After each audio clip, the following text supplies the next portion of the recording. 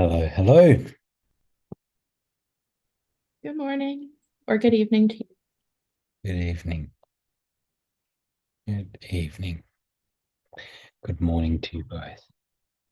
Um, like most of these morning calls now, they are getting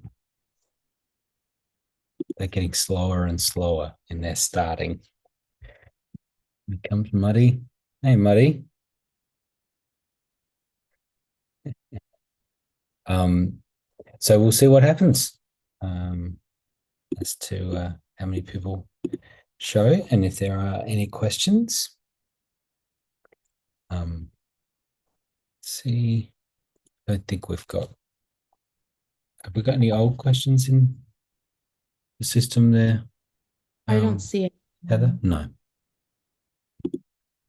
Um, that's cool. It's definitely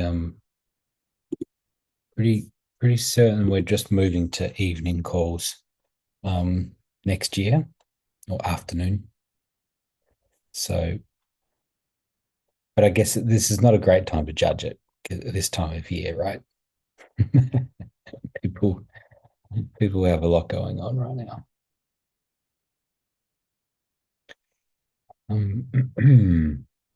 So, if you have any, if you've got any questions, go for it. You're welcome to fire into those. Yeah.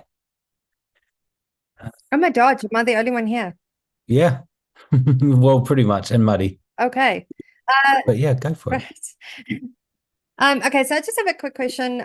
We are going to be running FFU Live in January. So we're doing the same sort of setup as what Barry and Blue would do at TVE. So I've Yeah, got the studio, I've got the screens, I've got everything. nice. I'm trying to figure out how do I create the emojis? Like how does that work? I can't seem to figure it out in Obvio because we wanted to test it. And I've had like 2 or 3 testing sessions already. I don't know how to like figure this out. So I don't know what I'm missing. Could you Okay. maybe just help me out, please? Yeah, for sure. So, can you tell me what sort of system are you running? As far as have you got a switcher, or are you using software, or how are you doing your Oh, broadcast? okay. So I pay technical people to do this. So Cool. we're going. Okay, so obviously we're streaming into Zoom, and they're Mhm. using OBS, if I'm not mistaken, instead of an NDI. Yeah. And then they're distributing. We want to have 3 rooms open Yeah. at the same time, 2 for the delegates, 1 for our guest speakers, so it's nice and easy to allocate them and to get them to speak into the room. I don't know if that answers your question. It does. Yeah, yeah, yeah. That Okay, that cool. that yeah, to some degree. So what we there's a few different ways of using emojis, but essentially the way that it works is that there is a web page that you can open full screen that will have the emojis fly up on it. So if we were to look at, let me go and share my screen here. Give me a second. I'll show you what I'm talking about. Uh,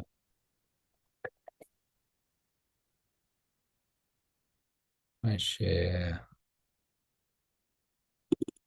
this.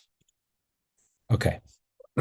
So if you were to go to emoji page um, in production, under production, in the admin, Mhm. what you have here is a couple of options as to what would be on the background of the page.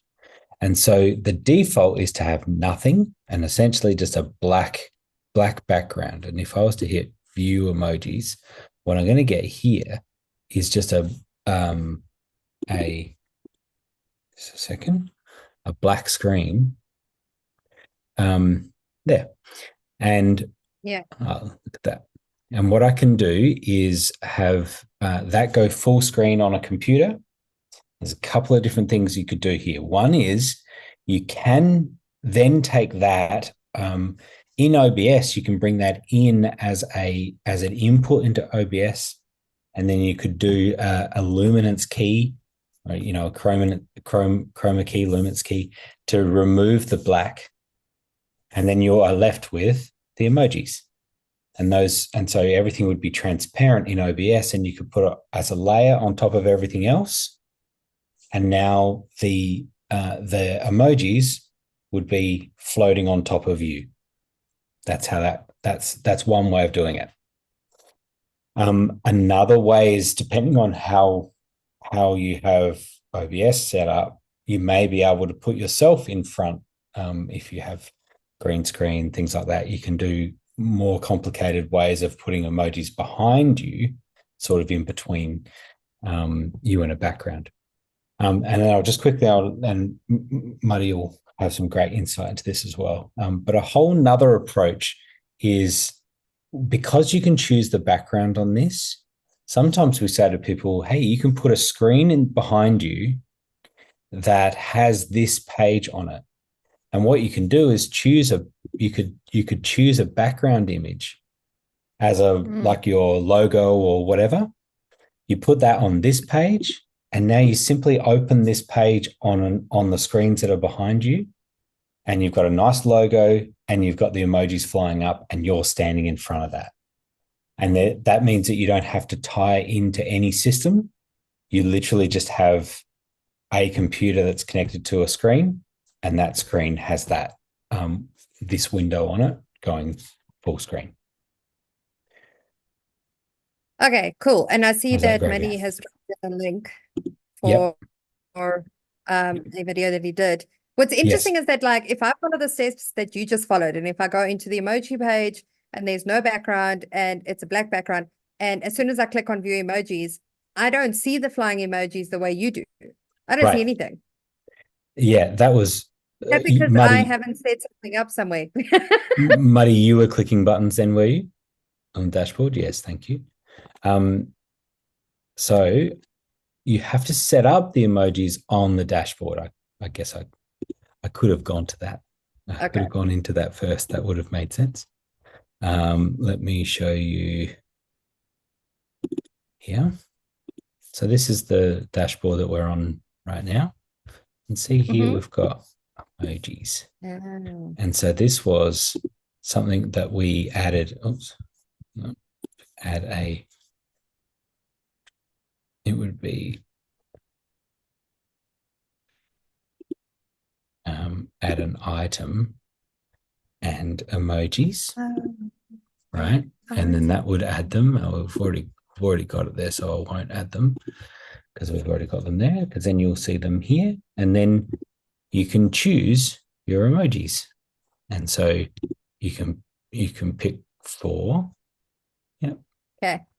And so you can do sort of custom ones, and you can upload custom emojis as well if you create your own. And then they're the emojis that are sitting on the dashboard. And so then people would go back to the dashboard to click those buttons. And when they click those buttons, so if I click, of course I can't do that because I've got the dashboard there.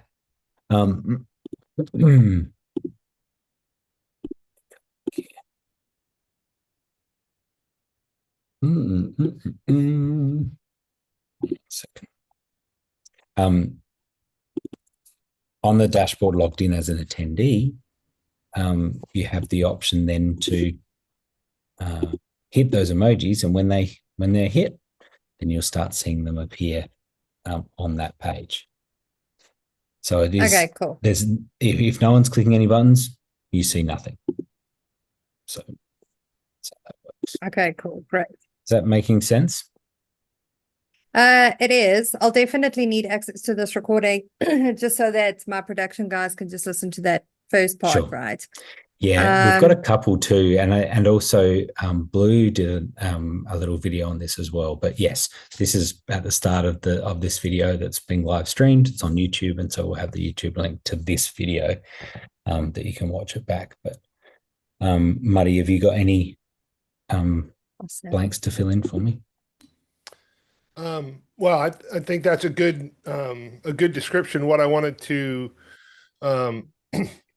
there was a question in the Obvio Facebook group at one point about how to do this. And so, I recorded a little video, specifically how to have a screen behind you and show this. So this is just a clip. This is just a screenshot from that video. But this is showing, rather than, you can key it out and have those kind of show up on the screen in front of you, but that definitely takes a little bit more tech, right? A little bit more production in order to make that happen. And sometimes you may not want that in front of you, but you want to be able to see it. So that's what this video kind of shows, how to have a screen that shows this. Okay. And I also showed in that video, there was an event where we actually had a separate computer that was showing those emojis, and we brought that in as a participant feed, essentially. So one of the frames in the gallery was what we called the engagement meter. We had a little, hashtag engagement meter at the bottom of it. And it was one of the frames. So people, in gallery view, they could always kind of see that screen with the emojis flying. And that was kind of a neat effect for that event as well. And again, that takes a little bit more and a separate computer to be able to bring that in. But I talk about and demonstrate that in the video as well. Okay, awesome. Thanks for that. And the link I put in here is a link to the Facebook post. But the Facebook post, when you click on it, it opens a Loom video recording. And so you could share that Loom video recording with your production guys, even if they weren't in the Obvio Facebook group.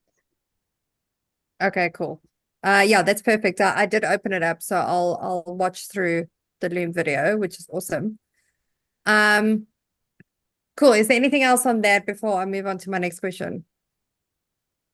I don't think so. You can play around with that, and it's really cool, particularly if you have screens behind you. But even having something that you're looking in front of you as a way of getting some sort of feedback as you're talking, it can be cool. Yeah. Okay.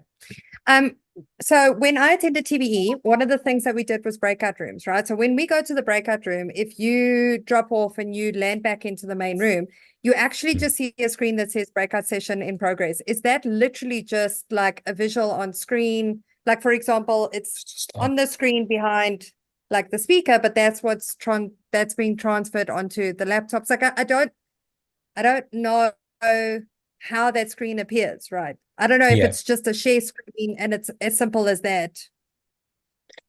So that could work, but the key thing to think about when you said you were talking about you're streaming back into Zoom, which is totally right. So what you want to step back from that in your thought process is thinking about that you are creating a broadcast, and that Zoom just happens to be where you're broadcasting into. It's like a live stream, because what you're doing is broadcast in the sense that you're creating a TV show, and that's one video feed, one video window that you then happen to be sending into two separate Zoom meetings. So you're taking your speaker Zoom meeting, and that's coming into a switcher. It sounds like OBS. So you're then switching between different speakers. Maybe you've just got it on active speaker, but at some point you might want to put some slides up, and those slides you may want to have you side by side with the slides, or you're overlaying on top of the slides, things like that. So when it came to breakout rooms, all you're doing is that slide just happens to go full screen, and that's what people are seeing because that was the active speaker. Does that make sense? Got it. Yeah. It does make sense, because when we did our TTF event like a week or two ago, we've now done everything from having speaker on screen, so live to camera. We've done presentation slides with speaker on screen. We've done the video, playing videos. We've done audios. But now we're obviously taking this to a whole new level, and I'm using a different production company because it's an actual studio, right? So now I feel like I'm starting from scratch. And I'm like, how do we even do these things in the first place? So So I So just think, wanted to make sure, like, it's probably super simple. I'm just overcomplicating it. no, it is really simple, and to keep it really simple in your mind, think of it like TV. Like you're making a TV show, and so the TV show is able to put anything on screen. They can put a live camera, they can put a Zoom camera, someone on Zoom, or they can put a PowerPoint slide, or a combination of all of those. In a mix effect or a super source, in a way where you can see multiple images all at the same time. And so when you're thinking about the content creation, you're creating that live feed, and then you're pushing that into Zoom, and Zoom just sees it like we're looking at your camera now. Zoom just sees it as a camera input, and you might spotlight it. And so now it is the only thing really that people see, apart from some faces as well. But they're seeing your feed sort of full screen. And so now you go into breakout rooms, they're still seeing your feed. Often what happens is you have your hopefully you can have some of your team or some people, depending on how many people you need, that when people drop out and come back in, that you assign them to a room, particularly if it's at the start of your breakout session. Some people accidentally drop out, or their computer went flat or whatever it is, and they want to get straight back in. Then, you can put them straight back into a breakout room. So Muddy's showing like a side-by-side type idea, right? A simple slide, and then him talking to it. But from a Zoom point of view, Zoom just sees that that full frame camera feed. Zoom's not doing anything special with that. That's just what the camera feed is. Okay. So now that you're talking about Zoom, I just remembered my production team asked me a question. It's the first time that we're going to be streaming one stream into multiple rooms. They wanted to know, do they set up so imagine it's FFU Live, there's 3 rooms, right? Do they set up room 1 for them, but then we don't let attendees into room 1? But then do they only go into room 2 and room 3, for example? Or do people just come into room 1, 2, and 3? Okay. So I don't know if that's quite clear. Yeah, it's perfectly clear. Let's break out first, but break down the fact that we have a speaker room, and then we have attendee rooms and 2 attendee rooms. Where the way we do that in Obvio is they are 2 separate areas. And so you'll create an area called speakers, and that will automatically create one room within the area, and that's the speaker. That's the speaker room. And now you can give there's a few different ways of doing this too, but you can give the registration address the registration. Yep. Cool. So if we're just looking, say for example, this recording area was called speakers, and that's the one you decided. Yep, that's the one I want to do. It's got 1 room in it, and you can go to that 1 room, enable registration, and then you can give this link to your attendees, to your speakers, and now they'll all just come into that speakers meeting. And because you're doing that, it doesn't actually matter if you turn it on, open it there. You need to open it to start the meeting. Correct. But sorry, so you need to open the room. I was thinking I was in the area, but you don't have to actually. But you don't need to open the area. No, because it's big, and because you don't have a button for it on the dashboard at all, right? You don't need that. Yeah. So you're just using that as your kind of green room behind the scenes type idea, or stage door type idea. And then in your attendee or kind of main stage, you would have 2 rooms. So you create another room in here, and now you've got 2 rooms. You would open them both. If you want to have them kind of load balance between the 2 rooms, which is a good way of doing it. Have them both open from the start, have them both open the area. And now as people come in, they'll get balanced across the both of them. And you'll have roughly even numbers in both rooms. So that's how we get our attendees in. So where those questions start to lead is a key question is interaction. And are you intending to have people talk, open their microphone and talk, attendees, and talk to the speakers? We have specific Q&A sessions. So that was a bit of a challenge. It took us like, I don't know, maybe about 8 hours, but we managed to like get that right, where you can, unmute yourself and you can talk to the speaker and there's no feedback. And everybody else can hear in the other rooms. What I don't like, your approach makes sense in terms of having 2 different areas where we didn't test it that way. We had 3 rooms in one area, but now are you suggesting, like, for example, so Anne is a speaker. She's the main speaker for the 3 days. Would Anne,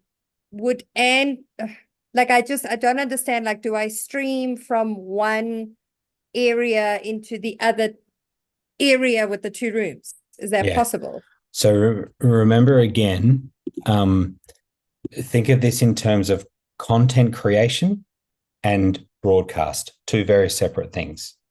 So content creation is that you're using Zoom as an input to create the live feed that you're using, and so that has nothing to do with the attendees and shouldn't.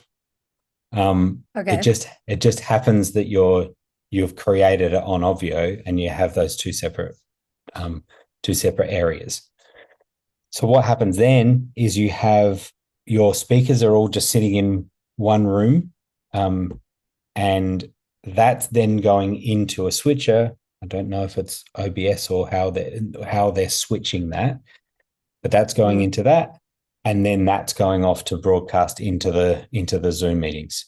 Now, where it doubles back on itself is when you want to now have a attendee talk to the people that are in the speakers room, and in order to do that, you now have to have some sort of view that goes back into the speaker room, as well as the audio go back in there, and a mix minus, which sounds like you got that working. A mix minus meaning you have they can hear everything. The speakers can hear everything except themselves. You don't want their sound going back in and then creating an echo, which is what you would have had initially. And vice versa, you need to do that for the attendees as well. Attendees can hear everything except room 2. And so they get all the sound except room 2. And in room 1, they get all the sound except room 1 sound. And so it gets quite complex to do that. But it's possible. It just builds on itself. And now you're kind of looping back. Muddy's doing a diagram and he can talk through that in a second, but that's the concept of that. And now there's a couple of ways of simplifying this a little bit. One way is that you can, well, there's lots of ways actually. One way is that you can invite attendees into your speakers room, and now you don't ever have to worry about audio coming out of your main attendee rooms. You have all the interaction just happening within the speaker room. That's a very valid way of doing it and keeping it really simple. So people raise their hands, you say, great. You send them a private message, say, just drop out of your room now, go to this link. They go to the registration link, they come into the speakers room, and now you're like, okay, now let's chat. That's one way. Another way of simplifying is to only choose one room that you'll do interaction with. And that's quite a good option too, because now the rooms don't know necessarily, that it was, room 1 or 2 or whatever. They just know that you've got questions coming from Bob Jane. And so, and that can just simplify a little bit, because now you only have to set up one attendee room with the interaction. you don't have to set up 2. So that's another way of doing it.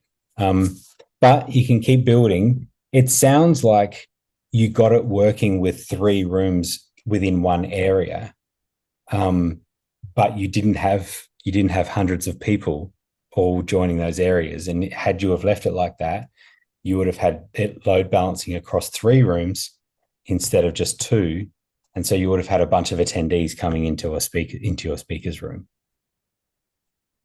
Yeah, so that's, I mean, because the event's only in Jan, so this is how we've been testing it. Mm-hmm. But I'll just go back to them and I'll make the suggestion, and I'll reset up the areas, and rather have like a speaker area and then have the main stage area, which makes sense. Mm-hmm. Okay, it's just it's not complicated. I think what complicates things is the minute you start talking about like it's Obvio. I think this was the challenge. It's like, okay, so we're using Zoom, but we're accessing it via Obvio, and then it immediately creates like this perception of like, oh, but what is this? And how does it work? And I'm like, well, it should work the same way as what Zoom works, right? So it's like it's just Zoom, but integrated into like one other platform. So yeah, there are like a few challenges, and there's a lot of testing that's happening, and I just don't know what I don't know, right? So it's like I don't know where to read resources and just go, okay, have I, what are the things that could possibly go wrong that I need to be prepared for? Like, where do I find that? Can I just use searchy on the side, go look for, I don't know, troubleshooting live stream? I don't know. Look, I don't want to discourage you from doing that, the live interaction, because I know it is a really it can be a really great addition to the event, but it also can be a train wreck for your event. And when you have a complex setup like this, the challenge can be when something does go wrong, you can lose confidence, and then it gets really hard to get the show back on track again, because you lose all that momentum. And people already fear this because they have it go bad all the time. And so when we're doing a meeting like this, we're all just in one meeting.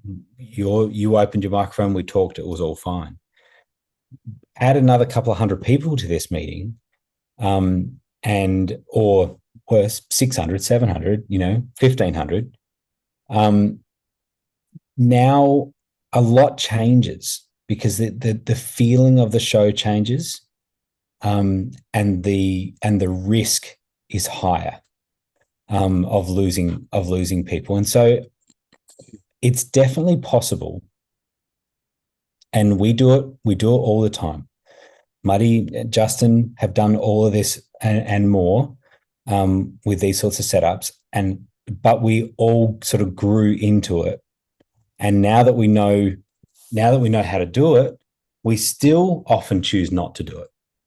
Do you know what I mean? Because of yeah, no, yeah. But I guess I'm just laying it out because there is a lot of risk.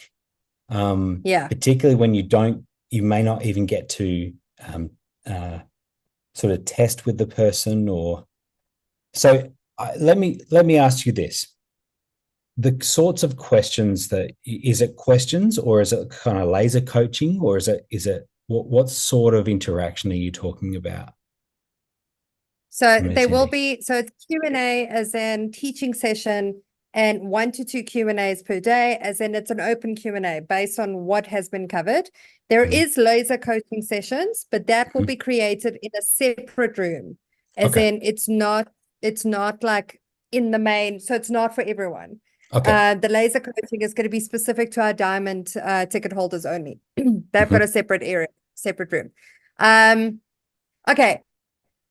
But I appreciate the honesty, right? So like, let's rather play open cards and tell me like what could go wrong. And even if you've done it a couple of times, it's not a preference, then I need an alternative, right? And I'm more than happy to propose the alternative. And I see that Maddie is suggesting like having questions coming through the dashboard. So like, what does that look like? Do I use a form? Like, where do the questions go? Like, can you just talk me through the process? Yeah. How many attendees are we actually talking about? Okay, so look, the goal is to have 1,000. We've got 455 tickets sold already. And we still have 6 weeks to go. So getting close to 1,000 is the goal. I mean, getting close to 1,000, I would even ask, do you need to split it? Yes, it's a lot of people in a single room, but the amount of tech simplification to go single room is immense. Like, you don't have to test anything. It just works. Yeah. Yeah, So you could- I'm totally with you. As simple as easy, and like it easy is totally like what I love. But at the same time, I'm also trying to meet client expectation, right? I'm also trying to meet the desires that other people have of like splitting people up into 2 rooms. But ideally, where we're going right now, and with some of the issues we're having, like I do think having 1 room for everyone would be so much easier, and that would solve a lot of my problems. I think people see multiple rooms because they see events like TVE, the Tony Robbins events, all these events that Sage is putting on, where they have the big Zoom wall of TVs and they put people in multiple rooms. And so people just want those kinds of things because they look cool. But at the end of the day, it doesn't actually provide a whole lot of benefit from the experience side and complicate your tech an immense amount. That's what the mixing board behind me is for. I literally had to buy a big mixer, $1,500 mixer, just to do 3 rooms and do all the audio stuff that Grant was talking about. And I've used it once because the complications of it and the worry, it's a lot for having under 1,000. If I had more than 1,000, oh, absolutely. Yeah, Muddy's got the same mixer actually sitting right there.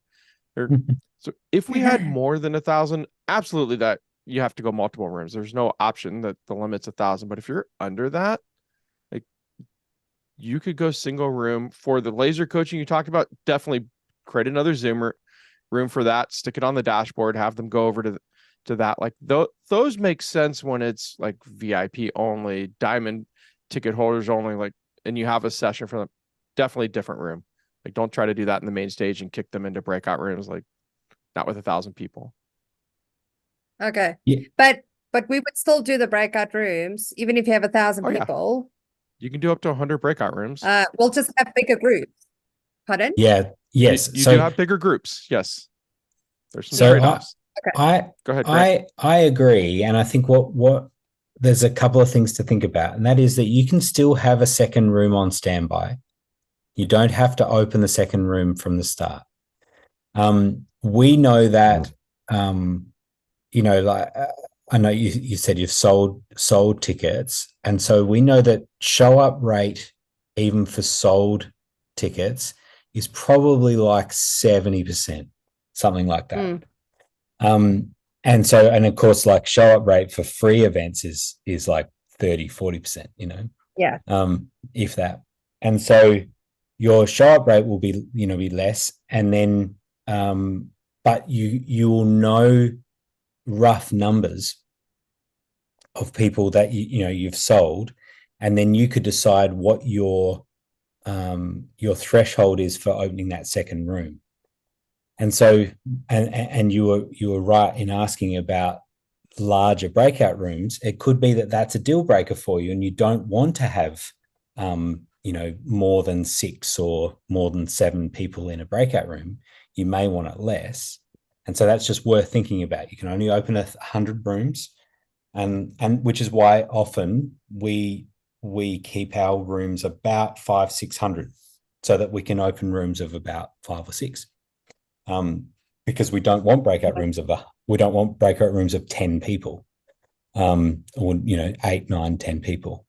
So, but the numbers you're talking about, you probably would be still about right. Like if you end up with sort of 500-600 people that are actually in the room at the time, at any given time, you could do it with 1. But yeah, having said all that, nothing stopping you open the 2 rooms and have 300 in each. Justin makes a good point as well about the screens. I think you were saying in the studio they have multiple screens. There's you can only ever get a 7x7 grid on the gallery. So you get a 49 grid.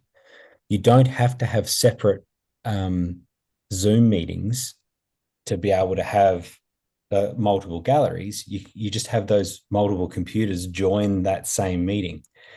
You know what I mean? So you've got six monitors. You have them all join room one, and you put them on different pages, and now you've got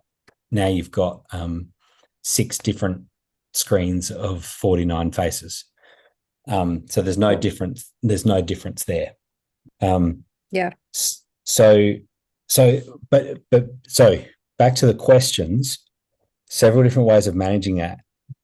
One thing that fascinates me is that Blue and Barry they do all these events, and they do TV all the time, and they continue to run Q&A just straight out of the chat. And so people are just typing straight into the chat questions, and they just they have the chat on a screen, and they read the questions, and away they go, and it works really well. Okay. I've managed it in different ways. Even I used to use Slido, for example. I used to embed that on the dashboard and have people post questions that way. And forms. And so, like, similar to what we're doing now, we're using a form on the dashboard that sends off to another system of ours that kind of manages the questions. But I've also done questions straight into a Google spreadsheet, right? That I was using with Zapier. Zapier took the question and put it straight into a Google sheet, and away I went. So there's lots of ways of managing those questions. And I would argue that the text questions is a way more efficient way of getting through lots of questions and actually having more interaction with more people, because you're saying their name, saying where they're from, you're reading the question that they wrote.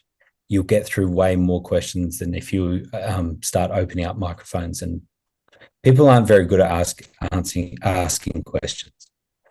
Like they open up and they start telling you 5 stories before they get to their question. Yeah. Sorry, I do have another question, and I can see other people have joined, and thanks, Maddie, for the suggestion as well. I do appreciate it. So you said you used to like embed Slido. So were you literally just using, for example, a button, and then the URL for that button is Slido, and that's where people were posting their questions, or how were you doing it? Almost. No, I was actually embedding code. So Slido, as an example, has the HTML code that you can embed. So you can copy their code and you put it into a blog post HTML button. Have you done that at all on the dashboard, like embedding HTML code? No, I can show you real quickly if you like. Okay. Because that sort of opens up all sorts of different things. Yes. Sorry, can I come back? Sorry, my cat is fighting outside. I'm coming back. Sure, no problems. Well, this gives an opportunity. We've got a few more people that have joined. Welcome, everyone. These morning sessions are likely going away. We look like we'll probably just do our Wednesday afternoon, like sort of that 5 p.m. time slot, Eastern time slot, into the new year. But it's good to see a few extra people. If there's any other questions, was there any questions, Heather, that came through? Yes. Yeah. I have 2 of those come through. Okay, let's do those. All right. So this is from Muddy. He wants to know if the Obvio registration 2.0 will be launched by the end of the year. As in Marketplace? Yeah, exactly. Marketplace. It's all the rage. By the end of the year. I mean, probably. I mean, I was asking if Blue was going to come and talk about that, because I don't know. You've heard us say for 6 months that it's close, but it really is. It really is. You've seen it on the testing site, right? Yep. Yep. And now it's just a few little bug fixes for it to become live. And then, I mean, one thing we had to do was kind of reset marketplace beta users so that we could then do that again. So now then we'll be able to add marketplace back again for the new version. And so as soon as that's ready, that's very close, then Muddy, I can add you to it and you can have a play around. And see what you think. I do have one. It's an interesting question. I hadn't thought about kind of if I still have version 1 beta, what happens when version 2, because I have one client event that is a once a month call that people still register for. My client kind of advertises on LinkedIn, and the registration page, we just don't edit it, right? Because that's where the blank page bug shows up when you're editing it. Right. It's been stable, so it's been up for a few months, and each month we do have a few more people that register for it. So if that's gonna end or break, no problem. We can rebuild it in the new system. It's a simple registration page, but I'd want a little heads up about that so we don't do that, 2 days before the event when we're actively registering people or something like that. So just that's fair enough. Have you looked at it recently? No, but I will. Luckily, December is off, so That's this good. This is a good time to go and look at it. Yeah, maybe it's broken already, so I'll go check it today. Hey, Muddy. So about Marketplace version 1. Yeah, take a look. I think it might be already disabled. Well, and luckily, what we have done is we have a rebrandly link going to that registration page. Nice. Well done. So if we need to replace it, it's the same link for everybody. We just replace the link. So, yep. Yeah. Cool. That's good. And I will fast track getting you onto the new version in the same way to be able so that you can keep that one going, I guess, for January, right? Yeah. The January event will be like end of the second week or like the 15th, something like that. So, we'll, kind of January 10th, we'll be registering folks for that one, kind of a thing. Okay. That sounds good. Yeah, we should be in a good spot. So that's all coming along. And we've got two different developers, one working on Marketplace and one working on the Zoom stats stuff that you saw, some of the Zoom stats stuff that's really quite exciting. So I do see that it is not in the back end menu Marketplace at the moment. So yeah. Okay, yeah, cool. I think that was reset. So no problem. As soon as we can, we'll add you. Yeah. Do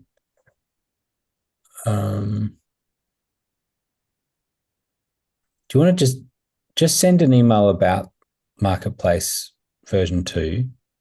Okay. And we'll just leave it.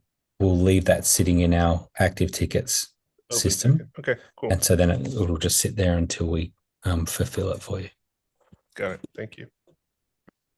Cool. There's another question, Heather. Yes, this one is also from Muddy. When do you believe that the new stats engine might be available? I have a client event in February that we'd like to track it for. Definitely by February. Okay, cool. And we can do it through the detailed log, just be a little more manual.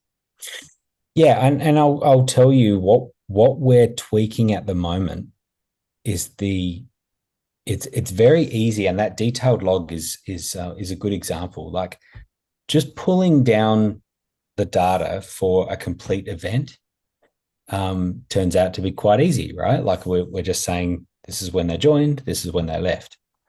What we're trying to do is allow you to do a window, and incidentally, we're talking about being able to do that with an export as well, right? So not just being able to view it, but straight to an export, you want to say, tell me who was on for this 1 hour.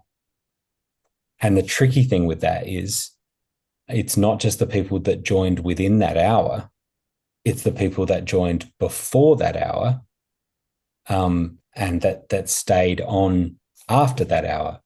Well, now it's more of a complex lookup, right? Because now you're saying it's not just this window, it's what happened before and after the window, that you have to take into account.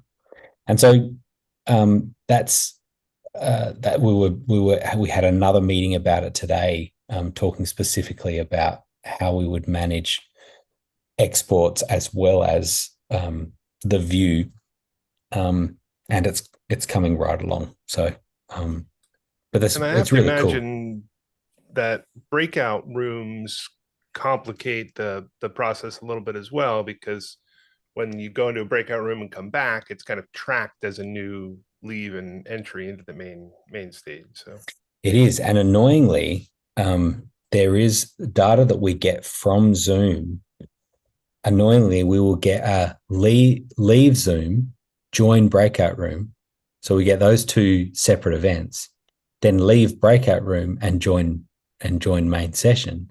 So we get 4 events that happen, for that one sort of transaction or one movement. And that's annoying too, because it would be much nicer if it was just the breakout room event that they've joined, not leaving the main room. But I get it. I can see it, but there is no identifying the fact that they left the main room. Either they just decided to leave or they joined a breakout room. The event is the same. It's identical. So we're playing around with that sort of stuff too, because it would be much more helpful to know if it was a breakout room leave or if it was an actual leave. So, well, I appreciate all the extra effort. I don't know anything about software design and engineering, but I know Justin does, and I know you do, and I'm grateful for the work, because from a user standpoint, it's a phenomenal benefit and feature. So thank you. Yeah, you're welcome. Yeah, and look, we're quite selfish in it as well, right? Because we know that we're going to use it on our events, and it goes to a new level of being able to say this is when the pitch happened, and so now tag everyone that was there for the pitch with saw the pitch, and it's not foolproof, but it's pretty close, right? Like as in. They might have been out of the room at the time, but they were at least in Zoom for that time. And now you've got a whole list of people that didn't hear the pitch, and then you could do more on, okay, so they were there for day 1 and 2, but they weren't there for day 3. And so they didn't hear the pitch. They didn't hear the offer. But they heard all this other great stuff on 1 and 2 or things like that. And I know not everyone's running 3-day events and whatever, and not everyone's doing enrollment-based events either, where they're selling something else. But I still think there's lots of use cases for this, like continuing education systems, where you're running an event and you decide that they need to attend at least 70% of it. Well, then you can do that. This is the type of thing you better do, and drill down and see exactly who was on when. So that's what we're getting at. We're also exploring things I spoke last week about different AI type ideas and wanting to use. I had a little play with taking the chat transcript and doing some summary analysis with AI. And that was interesting because it was sort of give me a summary of the questions that people were asking. And so that scales really well, right? You have 100 questions that come through in a time at the end of day 1, and you do a quick analysis of that, and you come back and you say, hey, we took all the questions, and these are the top 5 topics that people are asking questions about. That sort of stuff I think is cool. But I would like to get it more and more personal, and that's what we're hearing about is personalized content, not just generic content that's a PDF that everybody downloads, but a highly customized PDF or a video, or like generated content for individuals based on a series of things: form data, registration data, questions they've asked in the chat, all those sorts of things. It could be, anyway, that's all just, it's all just ideas at this point, but I think it's a direction that lots of companies are going in, is highly personalized content. So, all right. Are the cats okay? Yes, my cat's very territorial. Sorry. He doesn't like it when other cats come into the garden. Fair enough. But I'm happy to ask my questions at the end if somebody else has questions. I think that was the only questions in the. No, there's more questions. We have two more. They're coming in now a little bit. Oh, they're coming in thick and fast. All right, let's go, Heather. What's next? So Justin says, for HubSpot, can you talk about how you should use tags and what kind of field you should create for the Obvio fields? I haven't used it much. Blue has done more with HubSpot. I know that there is a need to sort of create tags in HubSpot first, that you're then linking in Obvio, that you're choosing what those tags are. What have you played around a bit, Justin, with it? Yeah, I've hooked up a couple clients for HubSpot. I'd love to say I have HubSpot access, but I do not. But I've hooked a couple clients, and the one spot we always get tripped up on is the tag says it's a property that has multiple like other properties on it. It's only a single field, and so we always skip it, and we end up doing groups, which is more like put this contact property on here and give it a group name. Where when I've hooked up like Keep and other systems, tags just brings in everything they're truly tagged for, or not specifying one by one. And so I'm like, okay, is that what the tags are supposed to be in HubSpot? And if so, like, how do you actually set one of those up? Because it hasn't been clear for that piece. Yeah. Okay. It's a good question. I'd want to ask Blue about it, because I know he played around with it and did the initial integration work. And I do vaguely remember some comments around a weird sort of way that HubSpot handles tags, and it sounds like that sort of thing, and using groups is a good workaround for it. But there is a way that we've done some tags. And so, yeah, it could be in the way that it is set up initially. They shouldn't have multiple properties that you can assign to one tag. It should be just simple, as you said, right? Like, it should just be a single parameter, Yeah, and it might just be the wording on the page. The client always brings in their HubSpot expert that's on their team, and when they read what the tag is, they're like, "What do I do with this thing?" I'm like, right. I don't know either. So we've skipped it, and it's easy enough to pull in groups because those were pretty obvious. Right. Yeah, groups is a great workaround. My guess is that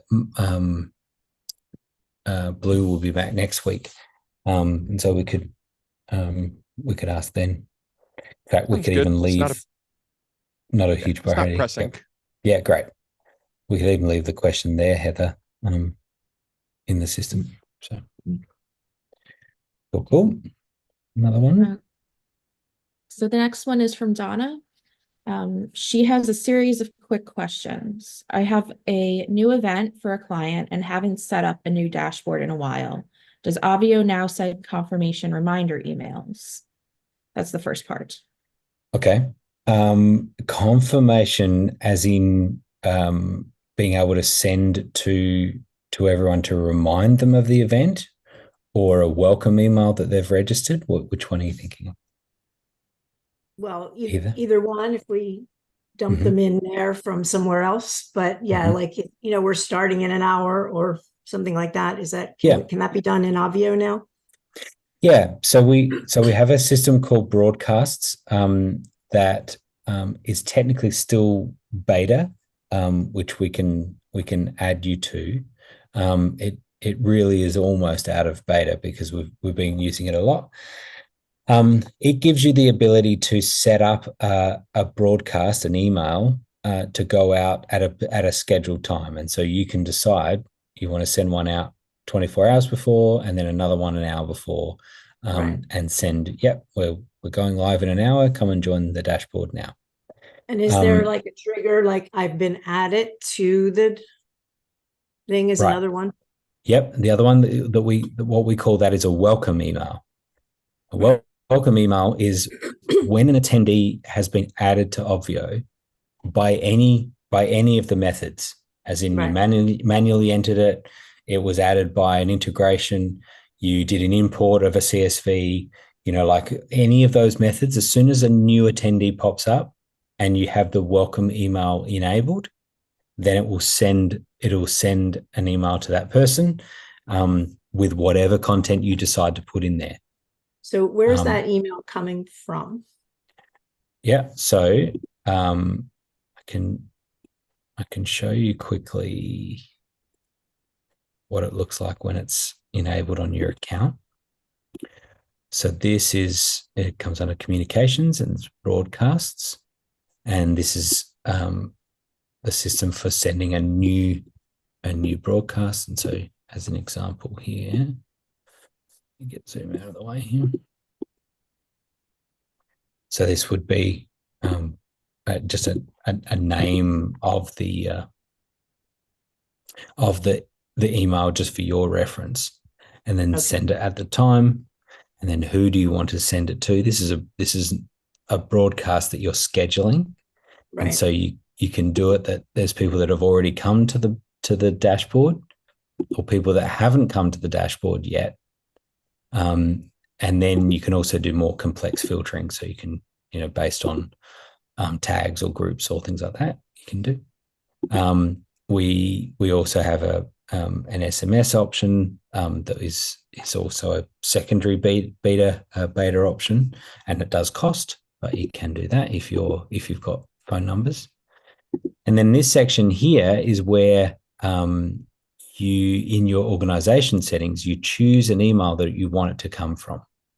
And what this does is technically the email is still coming from no reply at Obvio, but the reply to address is your address.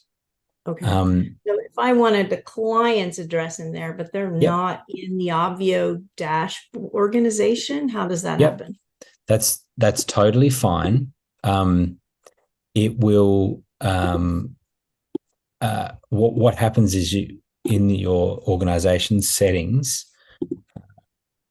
to do one that I'm an owner of. So you will see here.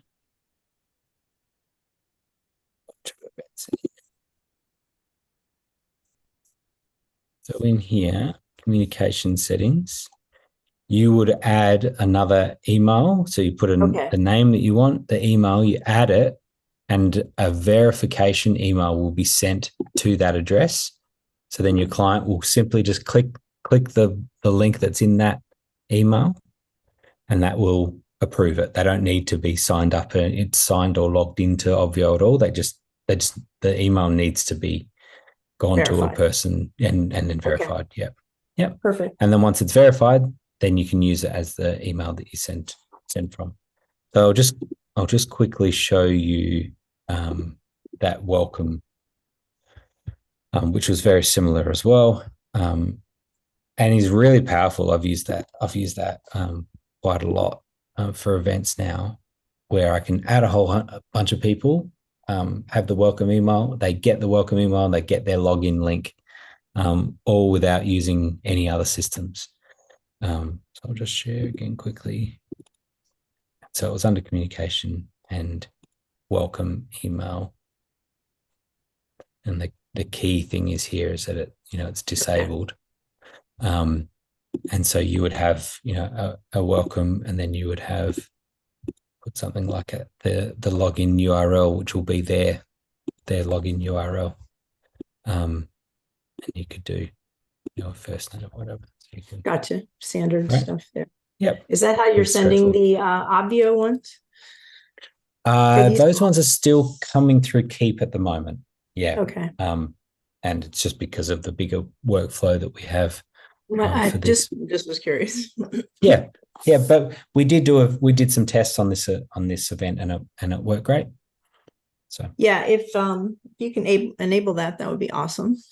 Yeah, I think. Well, no, it Heather, looks like it's already enabled on your account. Well, there you go. Okay, great. And There you Grant, go. did you talk about how to set up the from email address under I saw that organizations? on the screen. Yeah, Okay, we'll just talk about that. Did you just zone out for a little bit there, Muddy? I was testing my I'm writing an email to help@obv.io about The answer is yes, Muddy. The answer is yes. Perfect. I zoned out. But Yes, thanks I for did. having my back. Hey, Grant. Hey, Justin, guy. I came in on the tail end of his question. Good morning. Good morning. I And had I some may other be able- questions actually, but it's not. Oh. Sorry, but Donna's still I got. may be the answer because I have HubSpot. I just wanted to let you know, and I have it up to show if you want it. We'll swing On All right, through let's that. Yeah. let's finish Donna's questions. Yes. I think Yes. Yep. Thank you. Yeah, so but thank real you, Guy. quick, That's Grant, good. On Dana's Yes. question, one feedback on that communication piece, it'd be great to make it clear where to configure that. I was actually trying to hunt that down as I was looking through my own settings, and it was Right. not clear it was under organization. Like Gotcha. Yeah, that is fair enough. nice note or something in there when you're on the communication and don't have an email that says like, Yeah, go you're here. an organization, like something that's a pointer, because there was nothing that was a pointer to that. That's a very good point. So good, in fact, I'm going to add it to a little wish list. There's a couple of places like that I that kind of like wrote them all out real quick on her thing. Just Zapier. Okay, last time I used it, it was a webhook. Is it still a webhook, or do you have your own thing? Well, yes and no. So what is it that you're wanting to use it with? What are you doing? So we have it's Gravity Forms and a WordPress site. That's how I want to send people over. Okay. Okay, so you have a Gravity form and you want that to generate a new attendee in Correct. Obvio. Okay. Yes, so the Zapier integration has triggers, and it has a setup so that it would depend. The Gravity form might be a webhook, but I would have thought that you can say. Well, it has an integration with it, so I know how to set up a Gravity form to Zapier. I just wasn't sure if. I thought at one point someone said, "Oh, in Zapier you don't have to pick Obvio as a webhook. It's now you can now pick Obvio." Is that? Yeah, that is true. Yeah, which. As opposed to like creating your own web hook, Yes, which is really more the other way around, right? Like we can generate webhooks out of Obvio, but we can't receive webhooks directly into Obvio. So it has to go through Zapier in order to do that. So you should be able to do the Gravity form when you get this, when a new form is submitted, take these 3 fields, first name, last name, email, send them to Obvio. Right, but here's what I'm thinking. Am I picking Obvio or am I picking webhook? Obvio. Let me see if I can simplify this for you, Donna. If you're sending data to Obvio, you pick Obvio. If you're receiving data from Obvio, you pick webhook. Gotcha. Thank you. That answers the question perfectly. Thanks, Justin. That's good. And was there a third part question? Well, yeah. So I just I'm verifying one area, 1,000 attendee limit. One room. So a room within an area. And one area is 1,000 attendees. So one room is the limit. There is no limit to how many rooms you have in an area. Right. So when we create our large events and we have 40 rooms, they are all within one area. Okay. So that would be main one stage. room is 1,000 attendees though. Correct. Okay, Yep. just wanted to verify that. Yep. And then if this event is going to have 2 sessions but different people, 2 dashboards is the way to do it? 2 sessions. So two different different sets of attendees of different dashboards. Right. Maybe. As in it doesn't have to. So if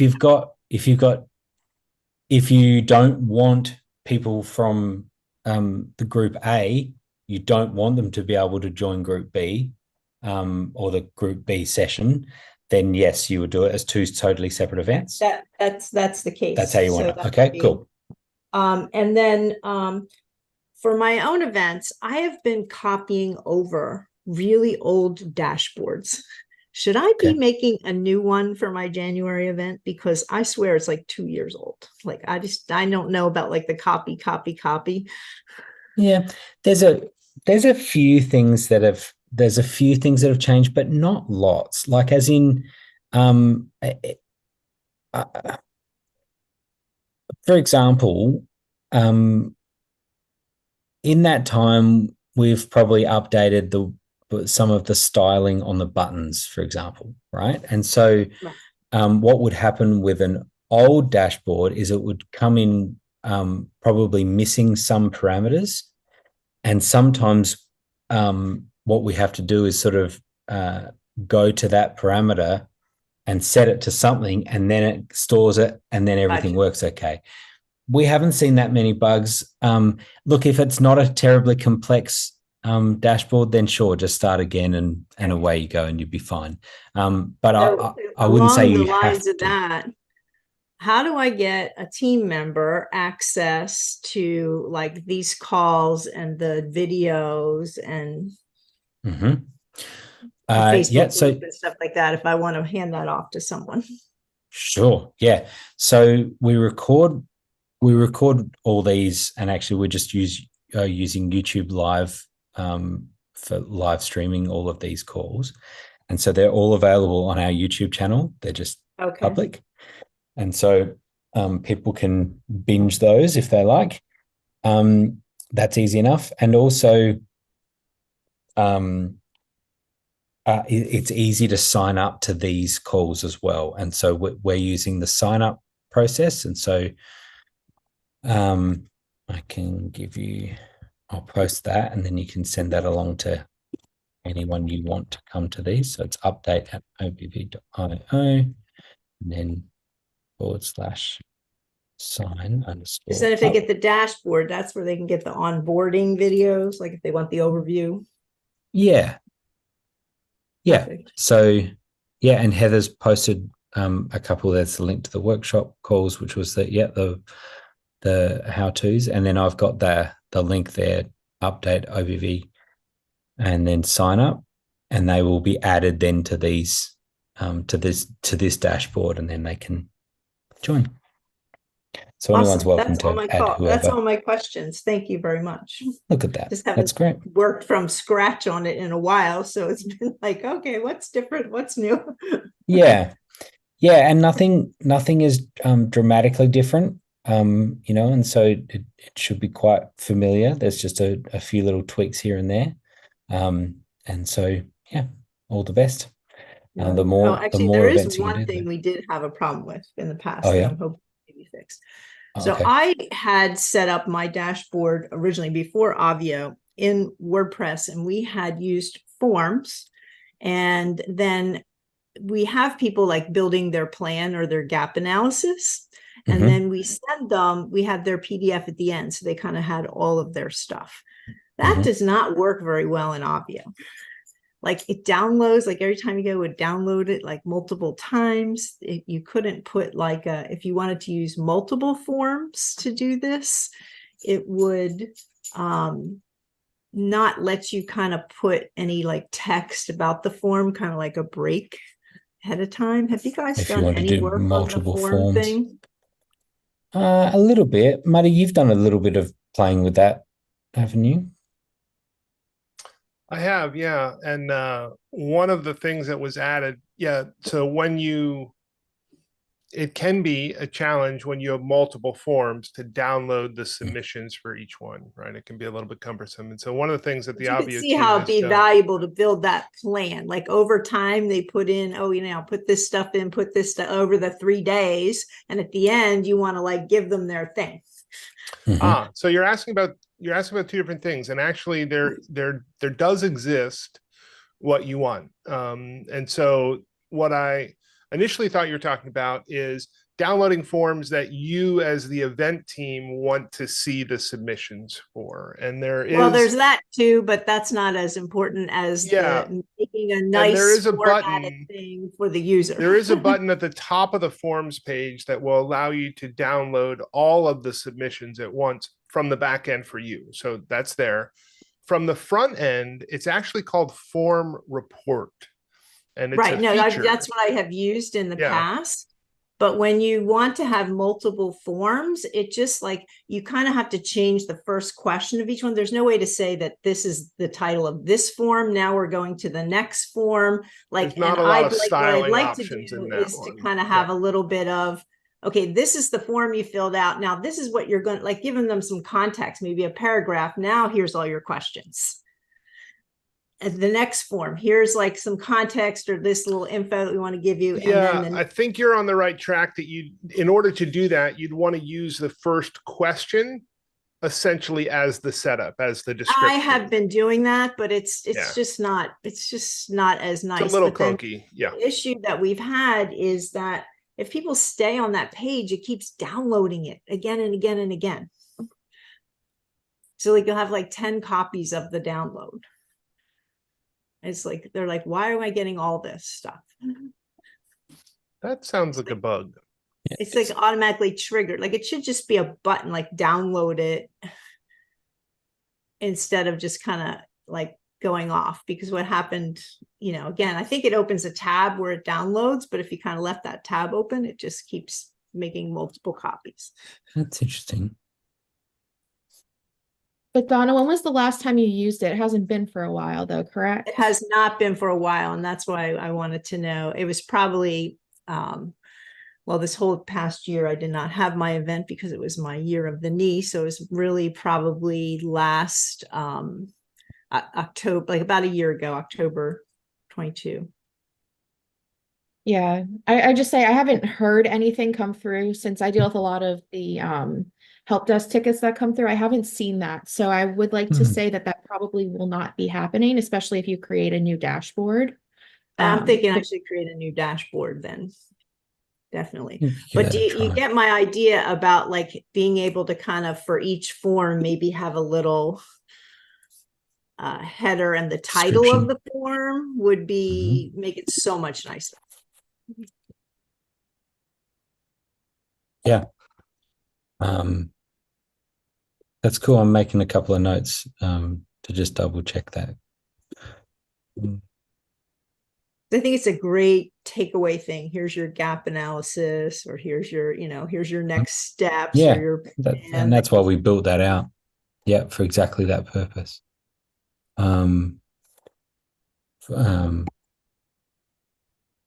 But we like to have them do a series of things over the 3 days, so they end up being different forms. Right. Yeah, that's fair enough. All right. Thank you. You're all good. Wait. So we've got Guy that can show us some stuff. Was there other questions, Heather, at all? Guy just posted a question, so we can go to Grant, real quick before we hit guys, I wanted to swing back to Donna's question about max attendees. Yeah. The area will round robin those attendees. So if you hit the 1,000 limit, Zoom normally just says, sorry, the room's full and you're out of luck. Obvio just takes care of managing getting people into Zoom. But once they're in, you got to take care of all the tech of how do you get audio and video between the two rooms. Obvio doesn't do anything with that piece of it. Just so you're clear, Yeah, because a lot of people think audio aware does of that all. and that's kind of why I want, this client doesn't necessarily have that capability, and that's why I said, well, then you're limited to 1,000 people. Perfect. As long as you understand that capability. Yeah, it's a little bit. Fair enough. Yeah, it's just a Zoom limit. They've put the limit.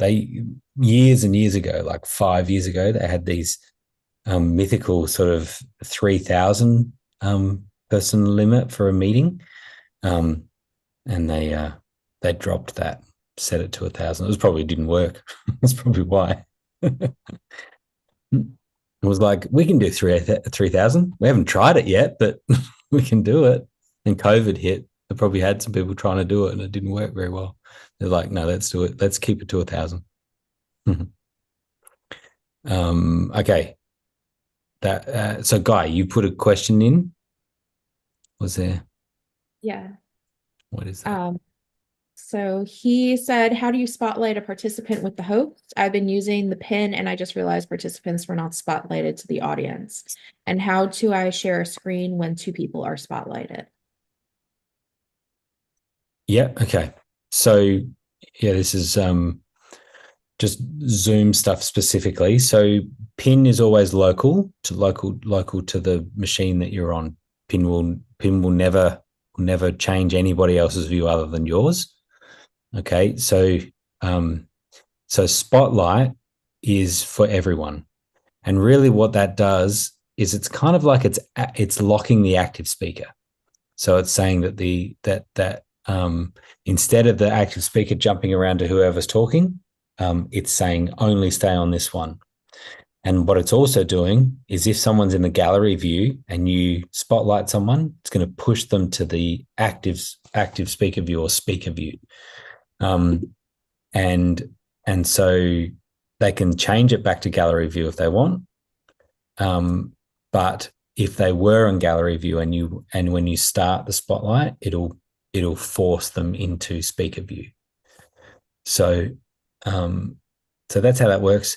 If you're doing multiple spotlight, it's just kind of creating a new gallery view in a sense for people, and so then they start to see multiple images of the windows of the different people that you're adding. When you screen share at that point, there's some slight variations of depending on how people have their views for screen share, but generally it's going to do screen share, and then you'll have the view of the people that are spotlit sort of down the side or above the top. So screen share doesn't replace spotlight. And so if you were to spotlight someone and then they screen share, they'll see the screen share and they'll see the spotlit person still there in a smaller window. Beautiful. Thank you, Grant. Now, in the past, I've spotlighted people, but I saw that when you go to participants, those 3 dots, I saw spotlight. Now I don't see spotlight. I only see pin. So where is spotlight now? Yeah, so you have to be a host or co-host, and you also you also have to have multiple. You have to have 3 people in the meeting, 3 or 4. Yeah, 3 or more people in the meeting. So if you have 2 people there, if it's you and some, that's why I can't see. Yep. Yeah. Got it. And how would I, if it's just the 2 of us, if I screen share, you just said it will show both of us on the side, or top, bottom, wherever. Are you thinking about for recording, like what we'll record? Well, in an event, I want to be able to screen share. I was in a live. I've been in a live, and when I screen share, when the other participant that I pin talks, you see them and you don't see the screen share. I want to be able to only see the screen share at times. And there's only 2 of us doing these lives. It's like the host co-host. It sounds like it's possible to toggle between screen share and the speaker. It doesn't default to this, but you can make it where the screen share will go into a little tiny window and you're seeing the speaker really big. you can kind of swap it. No, And I so want the screen share to be prominent. So not to, yeah, I don't want to talk of it. Yeah. no, and that's the default. So that is what will happen as a default. And so I would play around with that a little bit. The best thing is to have multiple people, multiple computers in the machine in that meeting, and then see what it's like as an attendee, and just look at that computer or phone or whatever else, have multiple, and see what happens when you screen share, and then when the person changes speaking. Yeah, Got it. you should find that what you're wanting to do is the default, and it's only if you start messing around with it that it will change from that. Thank you, sir. And then how do you invite a guest to like a backstage, like a green room, you know, outside of the dash, having them do it on the dashboard? Is there a link that you can send them to that specific? Where do I find that? Yeah, so that's called a registration link for, I was going to say, for want of a better term. We definitely want a better term than that. I don't think that's a helpful term to call it registration link. It's like a stage door could be better. Let me show you when you're looking at the room. So Guy, I think there's two things you said that give different answers. Adding a guest is exactly what Grant's talking about. Having someone go into a green room like StreamYard or Ecamm interview mode where I can join, but I'm not on stage. I'm just sitting where you could invite me to stage. Zoom doesn't have that unless you turn on a waiting room. Got it. That's the Zoom waiting I think room, what and I then you want let is them in. But this. once they're in, they're in. Yeah. Okay. So this is in the area, and then I clicked on the room number, and then enable registration. And now, Grant, can you show clicking on the room number again? That's not always intuitive. Yeah. How did you get to that, Grant? Yes. I'll show you. Yeah, I was just going to let this load and see what it looks like. But this is what people will get. So first name, last name, email, and then join room. So they won't see the dashboard at all. It'll just go straight to the room. And so I'm looking at Zoom areas. I went to my area, and then I clicked on the room number. And now there you go. That's what I need. Now there it is. Beautiful. And can that be branded where where they went to the room to join that room and it had Obvio? Can we brand that? Yes. Yep. How do you brand that? So thank you so much. There's a couple of different aspects to that, but here you can change the form, and you can also put extra text in here, right? So there's more that you can do on there, and then it inherits the same style as these pages. Let me think here. Oops. Oh, so it's automatic when you design your dashboard and the check-in. Okay, so I got it. So it's already got it. Got it. Mm-hmm. Got it. All right.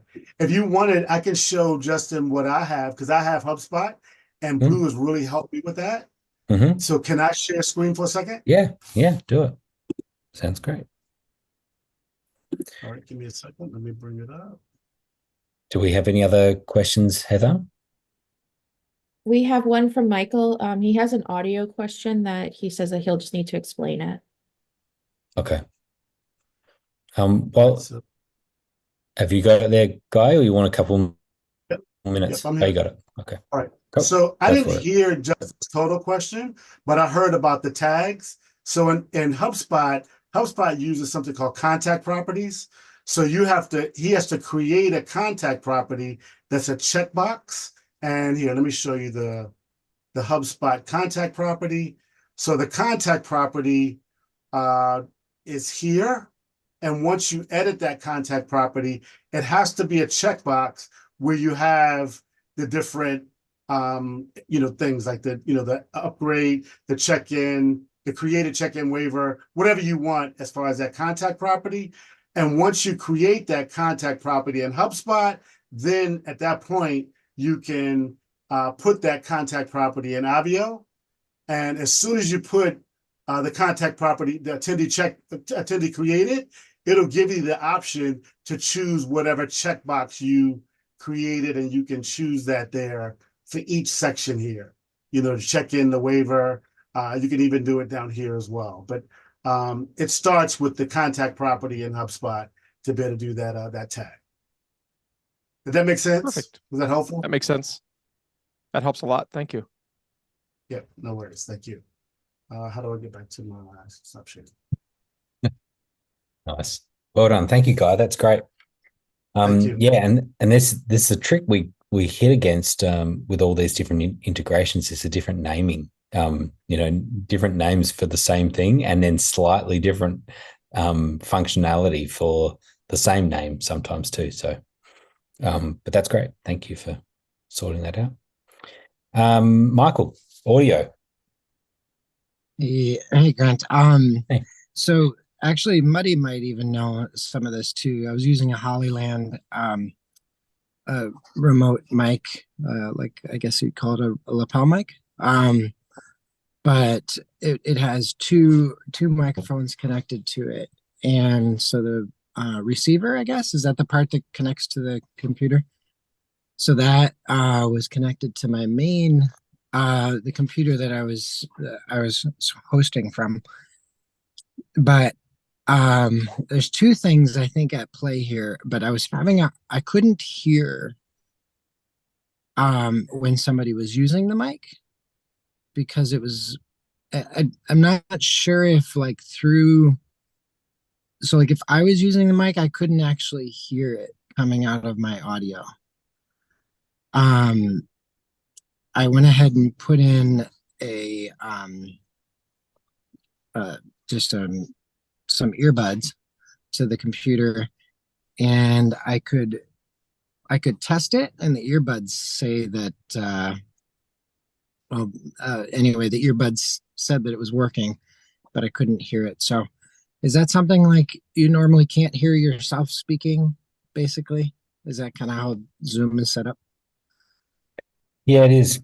Yeah. So there's a couple of different terms for what you're talking about, but side tone is one of them, and that is where you're hearing you're hearing your own input back in your headphones, and it's not common on wireless devices, but it is common on things like USB microphones and things that have a headphone output, where you can turn up the sound and monitor yourself, and so now you're hearing yourself as well as it going into Zoom.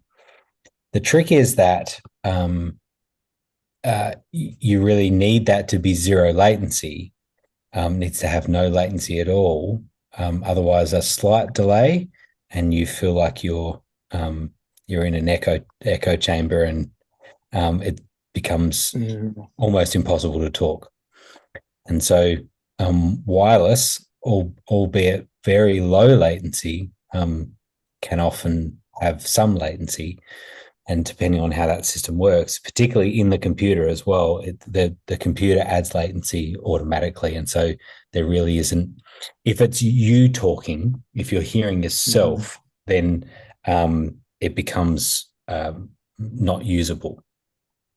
If you're just trying to monitor somebody else that's using it, then there are certain ways. Are you on a PC or a Mac? A PC. So actually, on a PC, there is a way to monitor inputs. There's a setting in the advanced settings of the input that says monitor. You can click a checkbox, and it will monitor the input that's coming in. So it is possible to do it. It's a bit of an advanced level move, and you've got to manage your default outputs and things, but you can get it to where you can monitor an input that's coming in. Okay. Yeah, if it's not for yourself. So there is some latency on that. Now the receiver itself may also have, I don't know if it's got a headphone out or another auxiliary output or something that's as well as the computer output. Has it got a USB output? Is that what you're connecting it? It's a USB, yeah. Yeah. Yep. I don't know if it has a headphone on it as well. I you know would what? check that. That's probably right. Yes, it does. Okay. So I could have just plugged into that. You can. Very good. That makes a lot more sense. Of course, you don't think of these things when you're in the heat of the moment. Yeah, that's if right. you plug into the headphone jack on the receiver, I'm pretty sure you can also tell Zoom that the receiver is your speaker, right? So it will send the audio from the Zoom meeting and from the computer to that receiver so you can hear it in those headphones, because otherwise you would only then be hearing your input but not the meeting. But if you tell the meeting, so if you plug it in via USB, then it gives you that capability through the headset or through the receiver, but then you're tethered to the receiver, right? So if you're the presenter and you want wireless capability to be able to move around, you either need a long headphone cable to get back over to the receiver. So, but yeah. Well, the other and then I put in I a pro tip: if you're using earbuds, you could also just use one earbud to hear the meeting, and that way you have one ear open to kind of give yourself some awareness of how loud you're talking. Okay. Yep. The other question I had around it, I think when we tested it, it worked great. The Hollyland mic did. But then, so we also learned a lesson in this, not to do a hybrid event. Because suddenly when there was a lot of people in the room, I don't know, like it wasn't picking up on the mic and it seemed to be, there was nothing there. And I don't know if there's a setting in there for like sound cancellation, noise cancellation type of a thing that I'd have to play with. That mic in particular has its own noise canceling feature that can be enabled and disabled. So it probably thought everyone in the room was noise, and it filtered it out at the microphone level before it even hit Zoom. Oh, okay. Yeah, it's called electronic noise cancellation, ENC, I think is what the setting is called. You can disable it. That probably answers that. So even if I couldn't hear it, it didn't matter because it wasn't picking up on anything because it was canceling it. So yeah, and okay, good. And but what you really want to do is hybrid event cancellation. So HEC, and that's where you just don't do hybrid events and you just do. Boy, did I learn that the hard way. It was a mess, and I totally regretted it because I was like, so many people I wanted to talk to, and I was just like, nope, not now, nope, not now, and then they all left. Like, oh, this sucks. Yeah. But cool. Have a play with that. Sounds like you got a few tips there to play around with. Yes, that certainly helps. Thank you. Yeah. Cool. Any more questions, Heather? Yes. Kevin said he has a question about the best way to manage and handle the guest process setup. And he wants to know if he can mute so he can explain a little bit better. Yeah. Go for it, Kevin. Uh-oh. Uh-oh. No audio. You're unmuted in Zoom, but got another mute there somewhere. Uh-oh.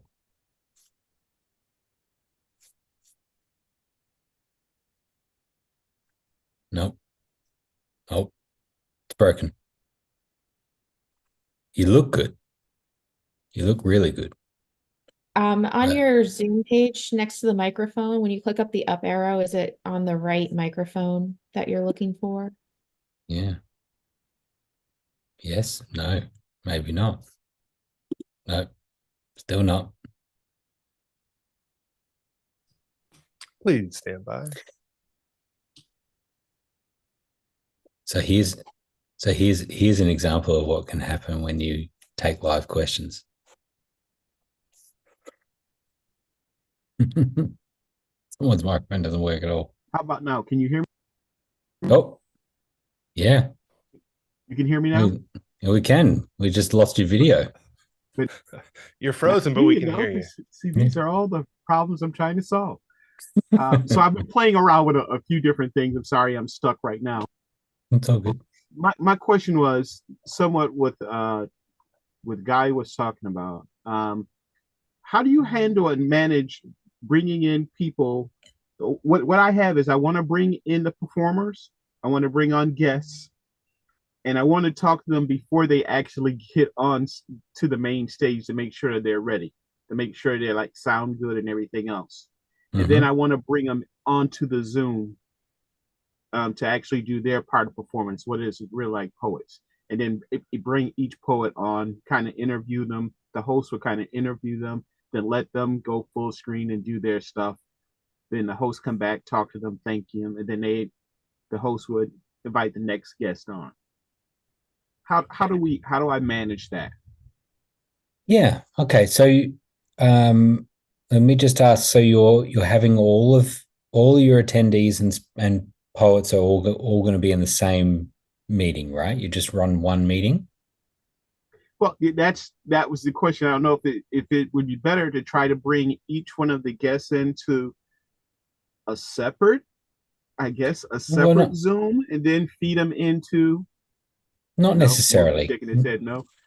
Not necessarily, unless you were going to go to a more complex production setup where you wanted to be able to switch cameras and that's what I do, because I do have an ATEM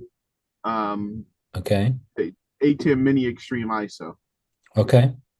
So I was thinking of feeding it in that way and switching them on the ATEM. And it's kind of complex, and I'm trying it all out, but as you can see, I'm having technical difficulties figuring this stuff out. Yeah. Well, okay. So let me just explain it the most simple way if you were going to do it just in one meeting and you weren't going to use the ATEM, is that you could use that registration link we were just showing. The trick with that registration link is that you can turn the area off. Let me point to that.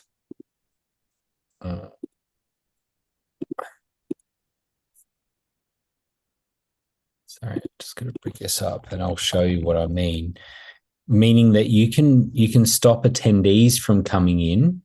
So like an hour before your show starts, you could have your poets come in for a test, come in via this registration link.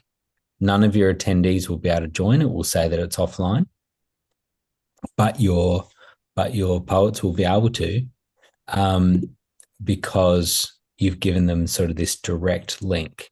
So just going to show you here, and then we can talk about more complex ways of doing it. So I've just come into a Zoom area, and that same one again. And what I'm saying here is open area. I can keep that turned off, and then I can go to the room, give all my guests, my speakers, this link, and they will, once you've opened it and you've started it yourself, then they'll be able to join that meeting, but none of your attendees will, because the area itself is closed. And once you're ready for your attendees to join, then you can hit that, and now they'll all come in. So that's one approach. Another slight variation on that is you can always do a breakout room, and you can sort of use a breakout room as a tech check. We've used that a lot of times, right? So you can open a breakout room and manually assign you or a tech that you've got or someone that you can just do a check with them, and then your guest, and then you go into a room and yep, that's all working great. Meanwhile, your attendees are coming into the main session, and that's all working fine. And then once you're happy, you close the breakout room, and you end up back in the main session and you're ready to go. So that's another element. But because you've got the ATEM, and you've got interest in being able to do this, what you can move to is two separate Zoom meetings that are happening. One is your contributors and one is your attendees. And the contributors are sitting there. You may have, because you've got the extreme, you might have 3 or 4 laptop screens or something that are inputs that are running into your ATEM, and that will give you can pin people to a screen, and now you've got multiple speakers, and maybe a screen share output. You've got that coming into your ATEM.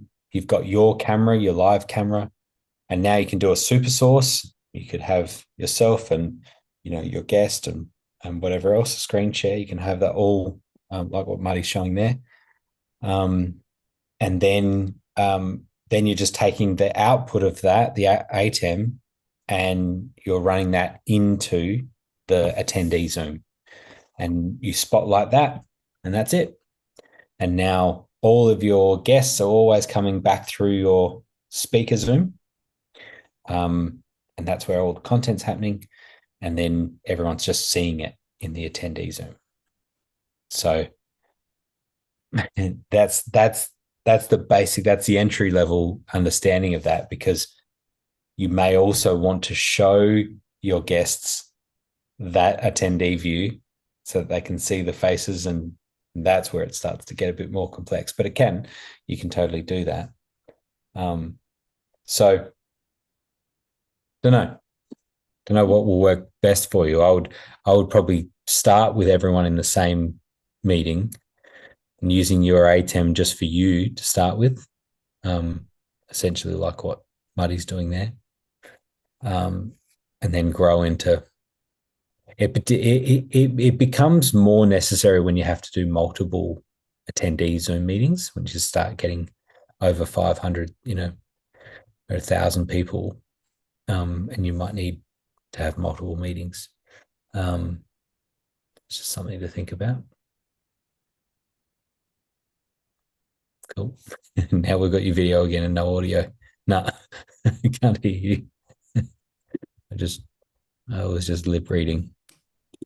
So Grant, to just summarize real quickly, the first way that you showed using the room registration link, that seems to work really well if you want the other speaker to come in before the meeting is even open to attendees, right? So you have essentially you have the room to yourselves, you can get everything checked in, and then when you're ready, you can let attendees in.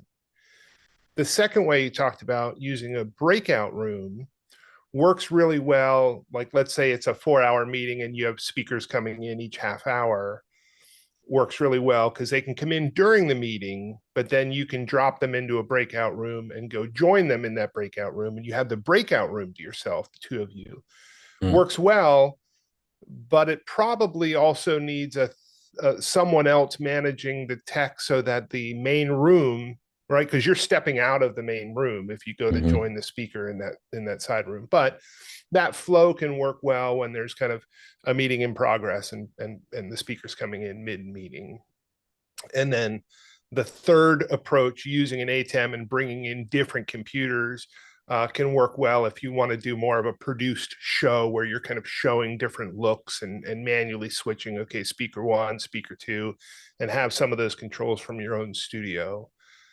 However, it definitely complicates not only the video, but the audio as well into the meeting, and making sure that things are synced. Because even in the way that I was showing it with 2Up, your lips would not have been completely in sync, because you're in the same meeting that I'm bringing into my studio, putting into my ATEM, and sending back into the meeting.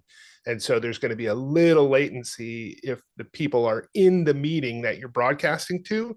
So for that setup, you really want a speaker stage and an audience stage, but then that definitely levels up the complication a little bit. So that was how my brain kind of summarized those different approaches. I mean, in Kevin's case, there was no lip sync issue because his audio wasn't working anyway, so it was fine. It was perfectly in sync. Couldn't hear anything.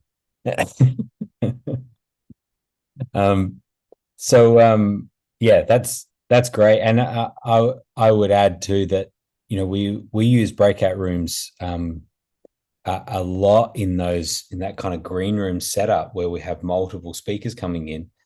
The speakers come into the main room, and that's where we can greet them. And then we actually use a breakout room as our stage, and that's where it's like, okay, now we're going live. When we put you into this breakout room, you're now going to be live, and that works really well when you have a larger show and you're moving people around and stuff. That works amazing.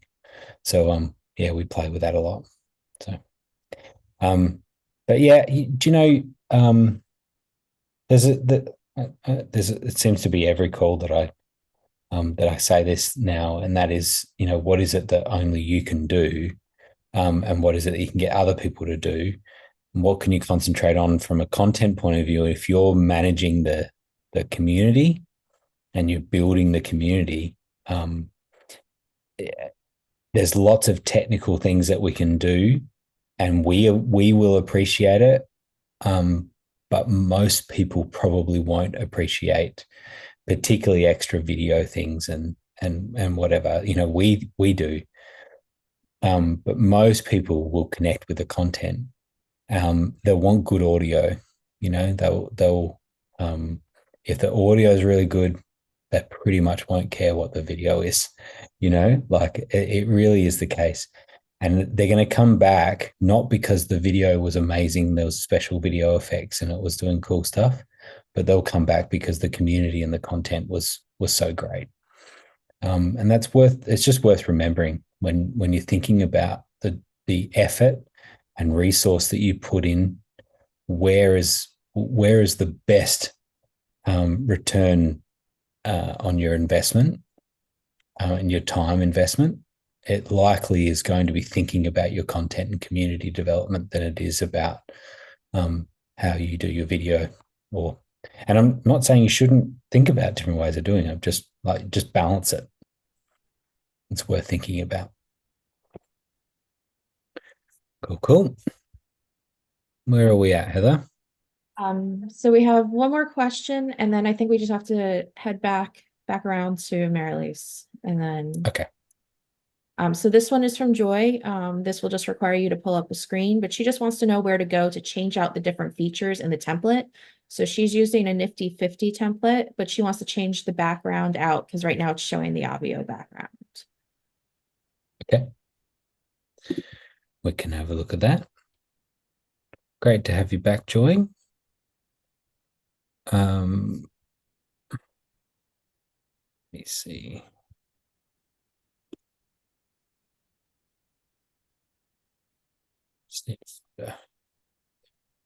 You are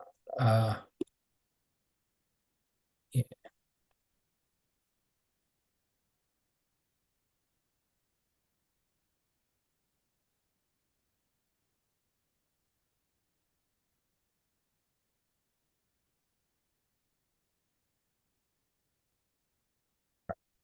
Okay, going here for a second.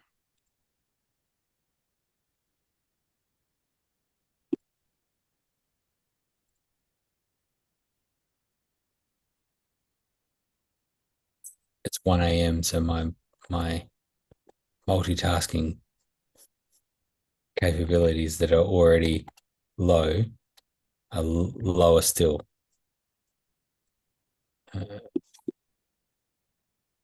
I'm using all my brain power to do my task. I can't talk at the same time.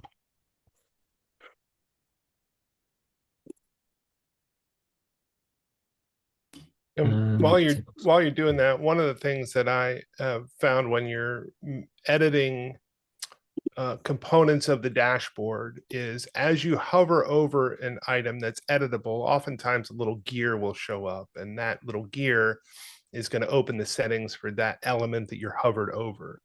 Now, the thing that you're asking about with the background is a little bit unique. For some of the templates, when you just kind of hover over the background in the upper right-hand corner, there will be a gear where you can change some of the background settings, but it's a little bit different template by template, whether those are changed in global settings or whether those are changed kind of in the page itself. So I've stalled long enough for Grant to pull it up. That's good. Thank you.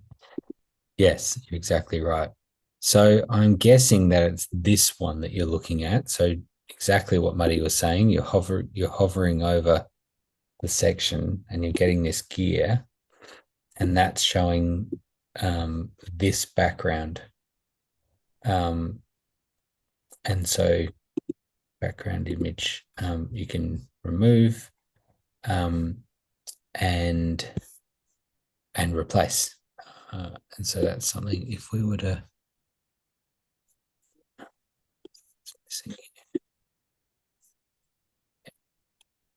also do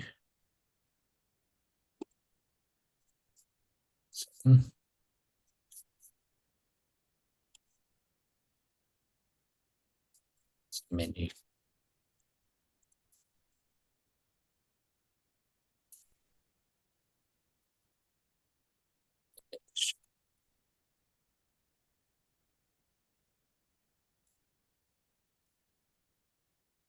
Yep. So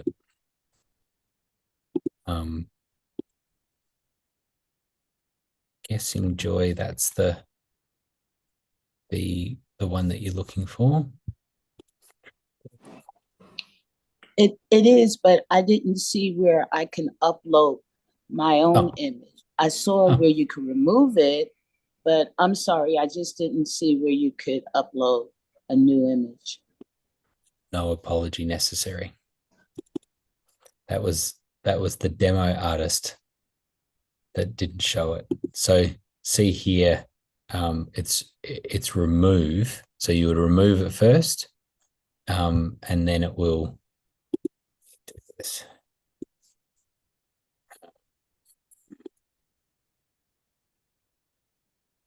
So this.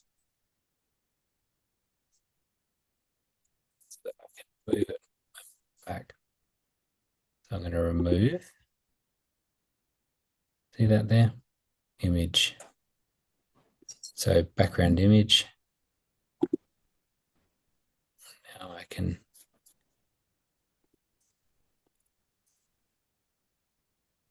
Okay, so I'm following you. So you change you make it blurry by the opacity? You make it blurry? No, that the image itself is blurry. Oh, okay. Yeah. I thought it was like with the transparency or whatever. No. Okay. No, it already is. That image was made blurry and black and white, and all of that was done before we uploaded it. Okay, I'm sorry. I just have one more question. It's really simple. Okay. Where you see the Obvio knowledge book place, I'm just going to change that out, and I want to put like a Kwanzaa guide there. So my question is, I'm going to be using the broadcast in the Stripe. So the people will pay for the event, and then I will send them the link to get to this page right here.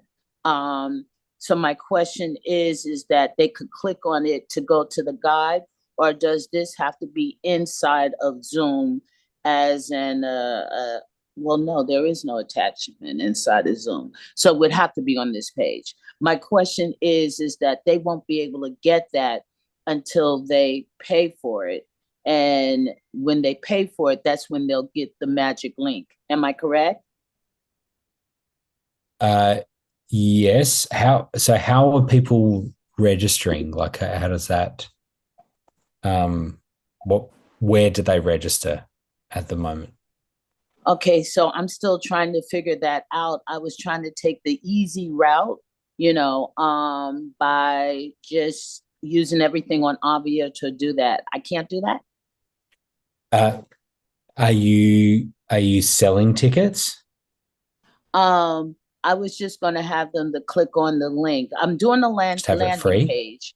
Mm-hmm. Yeah, no, it's going to be paid. So Okay. I was going to put everything on Avio, everything about it, and that's not going to work. Okay. So I have to find some way where they can pay for it, because Avio has the Stripe, right? But I still have to have some place where they can go to click on Yeah. the link to get to When Avio, right? Yeah, when is your event? It starts the 26th. Of December? I'm sorry, December 20th and December 26th.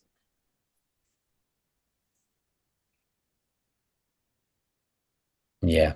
I don't think we'll so marketplace is where we have the being able to sell tickets on Obvio. And we ran into some big problems with it. And so Okay. we've rebuilt that all together, and it's soon to be released, and very soon. And then that would enable the option to be able to have tickets and to be able to sell tickets. Which But I is what I couldn't. wanted to do. So it's Yeah, not enough time, right? it's not really. I Okay. wouldn't guarantee it for 6 days' time.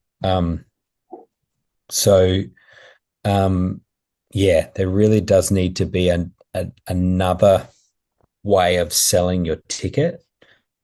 I can use PayPal, right? And yeah, you can. You can do forms, and you can do sort of shopping carts and things like that. So it is all possible. You can What's the even, easiest? What's the easiest way to do it? or you can also do it with Stripe, like as in Stripe has the same type of thing with forms, or selling, and then you can. How many people do you think? How many attendees do you think you'll have? I would think at the most 30. It's this Okay. guy who, this is what he does, Mm-hmm. presents, and I'm just the tech, and I, convinced him to do it. So because it's that sort of number, you could manually manage this, and so you can sell something with Stripe or PayPal. You wouldn't have to automate anything necessarily. They can You can set up a little button where they or a link that you send people that goes straight to PayPal, and you would get their details come through, and then you can add them to Obvio, and with the welcome email turned on, they would then get their link. Okay. So you could do that. I mean, you can do Zapier, and you could have PayPal and Stripe both work with Zapier, and you could have it that it automatically, once someone buys, can have it so that it automatically adds them to Obvio, and then you can have the welcome email. You could automate all of that, but if it's those sorts of numbers, you probably wouldn't have to worry about that. And you could. Great, because I don't want to at this time. I just want to do something simple. Yeah. To do something and keep it moving. That's right. So the welcome email, I talked about that earlier. I'm not sure if you heard me talk about the welcome email that you can enable if we have broadcast turned on for you. And my guess is we do. Yeah, you do. You do. Yeah. So you can enable the welcome email, and then as soon as you add that person manually, they would get that welcome email, and it would have their login link, and away it would go. That's what I will do. Thank you. Great.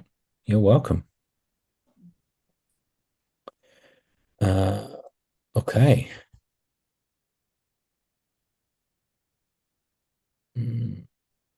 I saw Justin just posted a question about if there's a way to limit the Avio registration so that you don't go beyond the 500 person limit for a single event.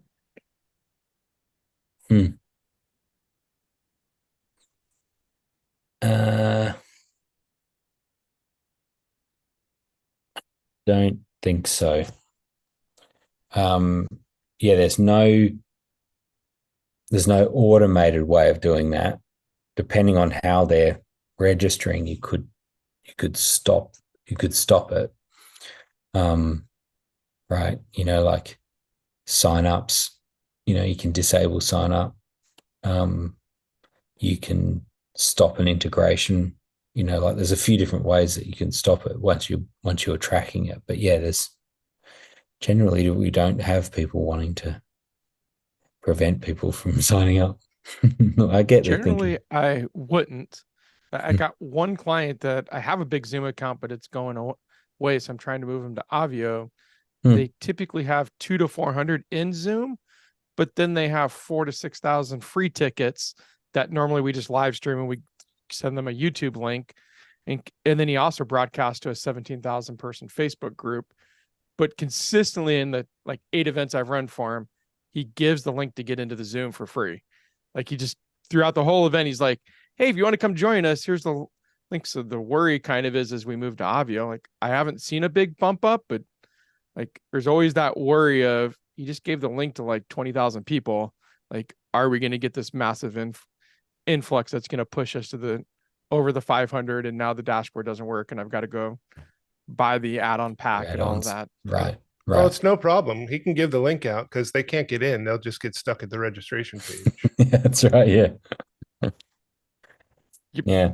If it does hit the limit and I don't pay for the 500, does that stop people from registering, or does it just stop me from using the dashboard? Stops you from using the dashboard. That's what I thought. Yeah, it's an odd use case, and maybe this will be the event where I get him to finally stop doing that. Yeah. I always found it funny. He sells tickets to get into Zoom, but then on the event, it gives it away anyway. He gives it away anyway. So I'm kind of like, stop. Like, but yeah. Yeah. Here's one idea is that you could also have your own webinar link, right? And if he's going to give out a link, they can join the webinar link. So it really doesn't affect but it's a different user experience for sure. Yeah.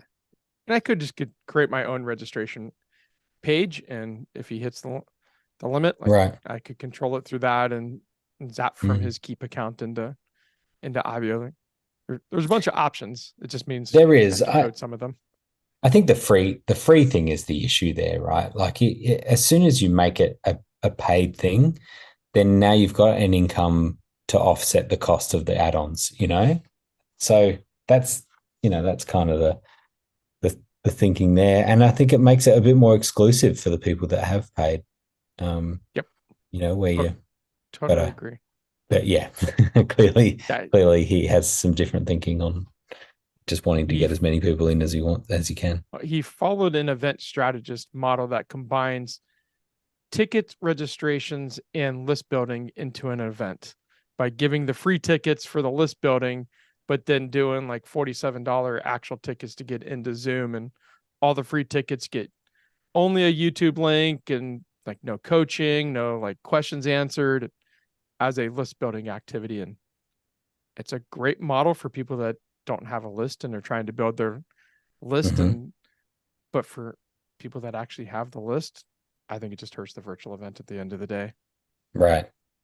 It sounds like it. Yeah. All right. I can almost guarantee all the live stream folks that join the Zoom meeting come in with their camera off, right? Like, yeah, exactly. Yeah. If they even come in, like, this is why I call it list building activity, because 4,000 people that are registered that get the YouTube link, and then you look at the metrics, and it's like 10 users max for the whole 3 days.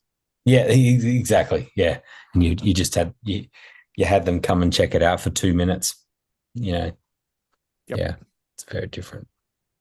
Hey, Kevin got his audio working. We should test it while we're still on. It's now time to stop. Kevin, you should unmute just so we can make sure it works. Can you hear me now? Yeah.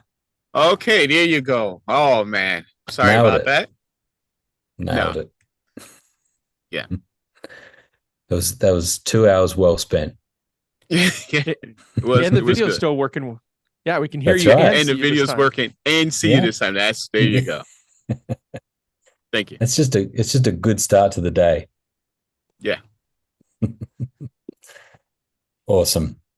Well, I'm going to call it. Thank you, everyone.